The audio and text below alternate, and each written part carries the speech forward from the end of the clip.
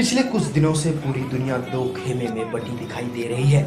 एक तरफ मुस्लिम बहु आबादी वाले देश हैं जो फ्रांस के खिलाफ खड़े हैं, वहीं दूसरी ओर वो देश जो फ्रांस के साथ हैं।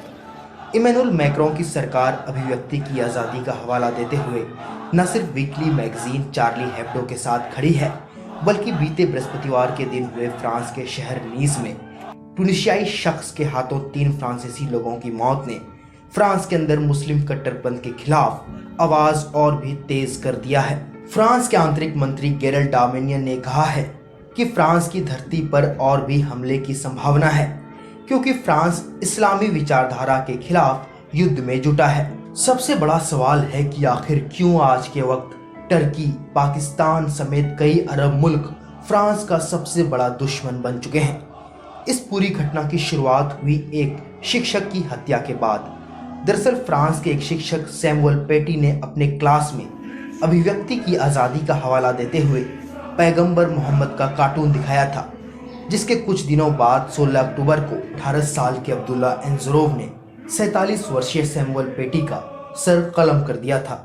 सैमुअल पेटी की मौत के बाद फ्रांस के राष्ट्रपति इमैनुअल मैक्रों ने कहा कि वो कट्टरवादी इस्लाम से सख्ती से निपटेंगे और देश की धर्मनिरपेक्षता की रक्षा करेंगे। सैमुअल पेटी की हत्या के बाद कट्टरपंथी इस्लाम की आलोचना करते हुए मैक्रों ने कहा था कि ये एक इस्लामिक आतंकवादी हमला है। इमैनुअल मैक्रों के एक के बाद एक इस्लामिक कट्टरपंथ के खिलाफ बयान ने मुस्लिम देशों में इतनी नाराजगी पैदा कर दी कि कई अरब देशों ने फ्रांस के सामानों का बहिष्कार करना शुरू कर दिया है। कुवैत, जॉर्डन और कतर जैसे देशों के कुछ दुकानों से फ्रांस के सामान हटा दिए गए हैं। दूसरा सवाल यह है कि नेटो के 2 सहयोगी फ्रांस और टर्की क्यों एक दूसरे के खिलाफ इस मामले में सबसे बड़े दुश्मन बन चुके हैं। इन 2 देशों के बीच झगड़े की सबसे बड़ी वजह है फ्रांस में छपने वाली साप्ताहिक पत्रिका चार्ली हेब्डो। दरअसल पिछले कुछ दिनों पहले चार्ली हेब्डो पत्रिका में एक कार्टून प्रकाशित किया गया, जिसमें टर्की के राष्ट्रपति रेजेप तैयब अर्दोआन को महिला का बोरका उठाते हुए दिखाया गया। इस कार्टून पर नाराजगी जताते हुए राष्ट्रपति अर्दोआन के सलाहकार फेरिस अल्तून ने कहा कि पत्रिका की ओर से सांस्कृतिक नस्लवाद और नफरत दिखाने वाला ये सबसे बुरा प्रकाशन है। इस मामले पर फ्रांस ने खुले तौर पर ये बात कही है कि फ्रांस एक सेकुलर परंपरा और फ्रीडम ऑफ स्पीच की गारंटी देना जारी रखेगा।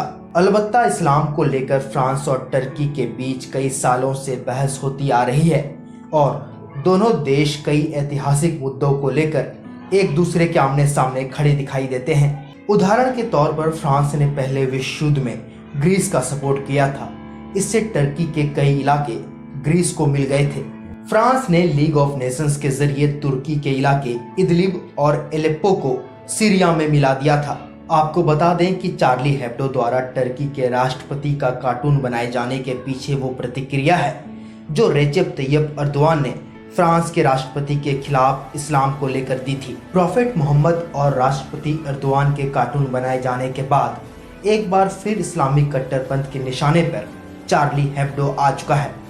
आपको बता दें कि साल 2015 में चार्ली हेब्डो पत्रिका के दफ्तर पर जिहादियों ने हमला कर दिया था, जिसमें 12 लोगों की मौत हो गई थी। पीयूष कुमार की रिपोर्ट, हेडलाइंस स्टूडियो के लिए।